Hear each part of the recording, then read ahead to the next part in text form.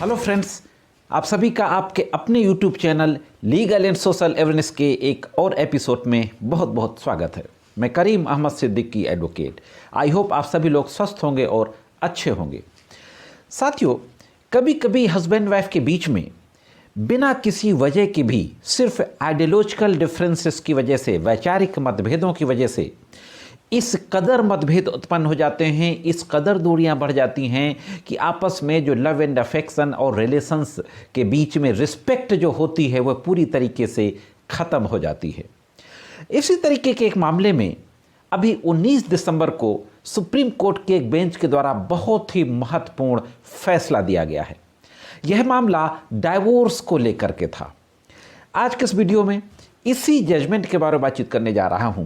देखेंगे कि केस के फैक्ट क्या थे, ऑनरेबल सुप्रीम कोर्ट की बेंच के द्वारा कौन से महत्वपूर्ण प्रिंसिपल लेट डाउन किए गए और जजमेंट में कौन सी गंभीर टिप्पणियां की गई। तो दोस्तों, बहुत महत्वपूर्ण जानकारी है, जुड़े रहे आखिरी तक। देखते हैं कि पूरा मामला क्या था और फाइनली सुप्रीम कोर्ट के द्वारा किस तरीके का फैसला दिया गया। साथियों, इससे पहले कि सुप्रीम कोर्ट के फैसले पर विचार करें, सबसे पहले इस केस के फैक्ट पे ब्रीफ में एक नज़र डाल लेते हैं। एक शादी होती है। शादी के बाद जो हस्बैंड था वो सॉफ्टवेयर इंजीनियर था। कुछ दिनों के बाद वो लोग दूसरे शहर में शिफ्ट हो जाते हैं। वाइफ की भी उसी कंपनी में, जिस कंपनी में हस्बैंड सॉफ्टवेयर इंजीनियर था, वाइफ की भी नौकरी लग जाती है, वो भी जॉब करने लगती है। दोनों लोग साथ रहते हैं। साथ रहने के दौरान दोनों के बीच में दाम्पत्य संबंधों के चलते एक बच्चा भी होता है। इसी दौरान आपस में डिस्प्यूट होना शुरू हो जाता है। जब बच्चा होता है तो वाइफ अपने मायके में होती है। हस्बैंड जाता है, अपनी पत्नी से मिलता है और अपने बच्चे से मिलता है, लेकिन जब पत्नी को कुछ दिनों के बाद वापस आने के लिए कहता है तो वो डिनाई कर देती है। लगातार कोशिशों के बाद भी जब वापस नहीं आती है तो हस्बैंड के द्वारा लीगल नोटिस भेज दिया जाता है। इसके बाद भी जब वाइफ हस्बैंड के पास वापस नहीं आती है तो सेक्शन 9 हिंदू मैरिज एक्ट के तहत, जिसको कि विदाई का मुकदमा कहते हैं, हस्बैंड के द्वारा एक सूट फाइल कर दी जाती है फैमिली कोर्ट में। अब सेक्शन 9 की सुनवाई के दौरान वाइफ अपने पति के साथ दोबारा रहने को तैयार हो जाती है। दोनों फिर से साथ में रहने लगते हैं। इस बार दोनों लोग फिर किसी दूसरे शहर में चले जाते हैं। इस दौरान जब दोनों साथ रहने लगते हैं तो सेक्शन 9 के केस में हस्बैंड अपीयर होना छोड़ देता है।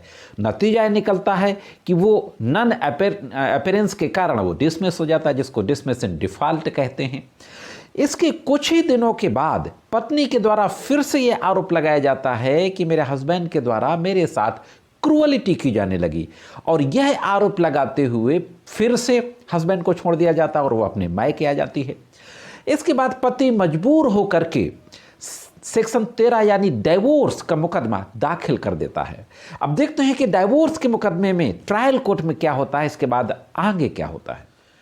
दोस्तों, हस्बैंड के द्वारा ये जो डाइवोर्स का मुकदमा दाखिल किया गया, सेक्शन 13 हिंदू मैरिज एक्ट, वह मेंटल क्रूअलिटी के बेसिस पे दाखिल किया गया, जो कि डाइवोर्स का एक ग्राउंड होता है। मेंटल और फिजिकल क्रूअलिटी, दोनों तरीके की क्रूरता, शारीरिक और मानसिक, दाखिल किया गया। विचारण न्यायालय हस्बैंड के तलाक के सूट को खारिज कर देती है और यह कहते हैं कि मेंटल क्रूअलिटी हस्बैंड प्रूव नहीं कर पाया।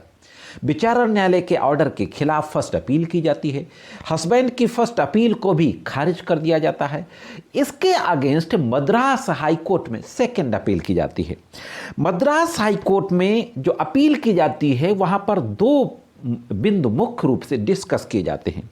पहली बात तो ये कि वाइफ ने जो अपने हस्बैंड और उसके फैमिली मेंबर्स के खिलाफ जो झूठी शिकायतें की थी और झूठी कंप्लेन करने के बाद फिर उनको परसू करना बंद कर दिया, उसको हाई कोर्ट बहुत गंभीरता से लेता है और उसको क्रूअलिटी मानता है। दूसरा, हस्बैंड वाइफ दोनों 15 सालों से एक दूसरे से अलग रह रहे थे, तो एक लॉन्ग पीरियड ऑफ सेपरेशन हो गया था। उसको भी हस्बैंड हाई कोर्ट के द्वारा ये माना जाता है कि अब दोनों के बीच में शादी के बंधन के लिए जो लव एंड अफेक्शन और रिस्पेक्ट होना चाहिए वो नहीं बचा है। फाइनली तमाम इशूज को डिस्कस करते हुए मद्रास हाई कोर्ट के द्वारा हस्बैंड ने जो अपील दाखिल की थी उसको स्वीकार कर लिया जाता है और दोनों के बीच में जो शादी हुई थी 30 जून 2002 को, उस शादी को डिसॉल्व कर दिया जाता है। अब साथियों, हाई कोर्ट के इस फैसले से एग्रीव्ड होकर के वाइफ के द्वारा सुप्रीम कोर्ट के समक्ष सिविल अपील दाखिल की जाती है। तो देखते हैं कि सुप्रीम कोर्ट में क्या होता है। साथियों, सुप्रीम कोर्ट के समक्ष वाइफ के द्वारा जो आर्गुमेंट किया जाता है, यानी वाइफ के एडवोकेट के द्वारा वह यह आर्गुमेंट किया जाता है कि ट्रायल कोर्ट और फर्स्ट अपीलेट कोर्ट ने सारे बिंदुओं को डिस्कस किया, पूरी एविडेंस को एनालिसिस किया, और पूरी एविडेंस का एनालिसिस करने के बाद यह पाया कि किसी तरीके की मेंटल और फिजिकल क्रूअलिटी नहीं हुई है। और यह पाते हुए उनका डिवोर्स का सूट ट्रायल कोर्ट और फर्स्ट अपीलेट कोर्ट ने डिसमिस कर दिया। उनका ऑर्डर पूरी तरीके से सही था। हाई कोर्ट ने तलाक का आदेश दे करके त्रुटि कारित की है और हाई कोर्ट के ऑर्डर को सेट असाइड करने की प्रेयर की जाती है। अब दूसरी तरफ रिस्पोंडेंट यानी हस्बैंड के जो एडवोकेट थे, उनके द्वारा एक लंबा आर्गुमेंट किया जाता है, लंबे समय तक सेपरेशन का आर्गुमेंट किया जाता है और क्रूअलिटी, मेंटल क्रूअलिटी, फिजिकल क्रूअलिटी के बारे में तमाम बातें बताई जाती हैं। और इन दोनों पक्षों के आर्गुमेंट को सुनने के बाद बहुत महत्वपूर्ण टिप्पणियां की जाती हैं। यह जो सिविल अपील साथियों दाखिल की गई थी वाइफ के द्वारा, सिविल अपील नंबर 2643/2023 अमुथा बनाम AR सुब्रमण्यम, केस की पूरी डिटेल आपके स्क्रीन पर है। तो साथियों, सुप्रीम कोर्ट के द्वारा जो महत्वपूर्ण टिप्पणियां की जाती हैं उन पे भी गौर करना जरूरी है। साथियों, सुप्रीम कोर्ट की बेंच के द्वारा कहा गया, जस्टिस विक्रमनाथ और जस्टिस प्रसन्ना B वराले की खंडपीठ इस मामले की सुनवाई कर रही थी। उन्होंने कहा कि लंबे समय तक अलग रहना और सुलह ना कर पाना वैवाहिक विवादों को सुलझाने में एक महत्वपूर्ण कारक हो सकता है। जब विवाह आपसी विश्वास और साथ के बिना मात्र कानूनी औपचारिकता बन जाता है। महत्वपूर्ण बात करते हुए कहा गया कि विवाह आपसी विश्वास और साझा अनुभवों पर आधारित एक रिश्ता है। जब यह आवश्यक तत्व लंबे समय तक गायब रहते हैं तो वैवाहिक बंधन मात्र कानूनी औपचारिकता बन जाता है। बहुत महत्वपूर्ण बात कही कि जहां पर विश्वास और आपसी अनुभवों को, साझा अनुभवों पर आधारित रिश्ता नहीं बचता है तो वह विवाह सिर्फ कानूनी औपचारिकता बन जाता है।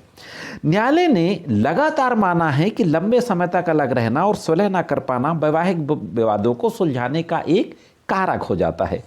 आगे सुप्रीम कोर्ट ने कहा कि प्रतिवादी ने यह दिखाने के लिए पर्याप्त साक्ष्य प्रस्तुत किए हैं, यानी हस्बैंड के लिए कहा गया कि सफिशिएंट एविडेंस प्रस्तुत किए हैं कि अपीलकर्ता ऐसे व्यवहार में लिप्त था जिससे उसे मानसिक और भावनात्मक रूप से बहुत अधिक परेशानी हुई।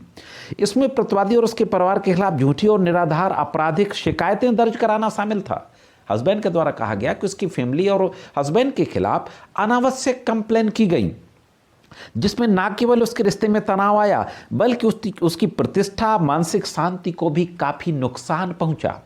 एक और महत्वपूर्ण कानूनी बात यहां पर कही जाती है सुप्रीम कोर्ट के द्वारा, वह यह कहा जाता है कि यद्यपि हिंदू विवाह अधिनियम के तहत विवाह का पूरी तरीके से टूटना, अपूर्णीय रूप से टूटना, यह विवाह के तलाक का आधार नहीं है, फिर भी उचित मामलों में संविधान के अनुच्छेद 142 के तहत अपनी शक्तियों का प्रयोग करके जहां पर जिस विवाह को सुधारने की स्थिति ना हो वहां पर राहत प्रदान की जा सकती है। इसी के साथ साथ साथियों, सुप्रीम कोर्ट की बेंच के द्वारा कुछ केसेस का जिक्र किया जाता है। अशोक हुर्रा बनाम रूपा बिपिन जावेरी और शिल्पा शैलेश बनाम श्रीनिवास, इन मामलों का हवाला दिया जाता है और इन मामलों का हवाला देते हुए एक और गंभीर टिप्पणी की जाती है। यह कहा जाता है कि एक मृत विवाह को आगे बढ़ाने से कोई लाभ नहीं होता, इससे केवल संबंधित पक्षों की पीड़ा बढ़ती है।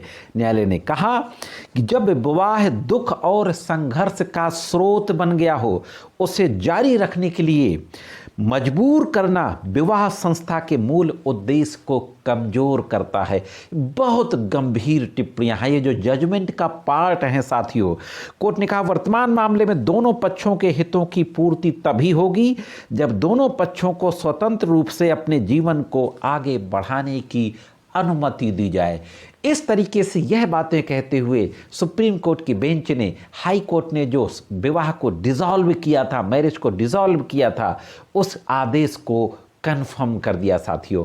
यह थी एक महत्वपूर्ण जानकारी डाइवोर्स के संबंध में दोस्तों। मैं समझता हूँ कि जानकारी आपको ज़रूर अच्छी लगी होगी। चैनल में यदि नए हो, वीडियो को पहली बार देख रहे हो तो चैनल को सब्सक्राइब करके बेल बटन को हिट करके ऑल पे ज़रूर सेट कर दें। आज के इस वीडियो में सिर्फ इतना ही। मिलते हैं किसी अन्य वीडियो में कानून की कुछ अन्य जानकारियों के साथ। तब तक महत्वपूर्ण कानूनी जानकारियों के लिए देखते रहें लीगल एंड सोशल अवेयरनेस।